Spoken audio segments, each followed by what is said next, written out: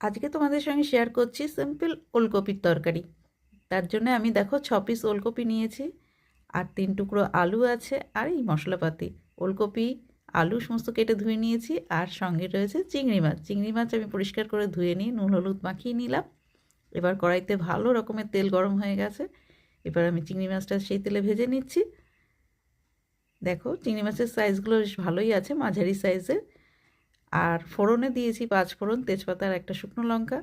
ওলকপি ভাপিয়েও রাঁধা যায়, তাতে মনে হয় গুণটা অনেকটা কমেই যাবে, তাই আমি আর ভাপাইনি, ভালো করে একটু ভেজে নিচ্ছি। দেখো এখানে ভালো করে মশলা টশলা দিয়ে কষানোও হয়ে গেছে। এবার আমি জল দিয়ে দিলাম,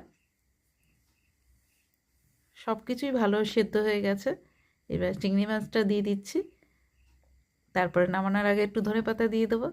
কমপ্লিট আমার ওলকপির তরকারি। ভিডিওটা ভালো লাগলে লাইক কমেন্ট শেয়ার করো। টাটা।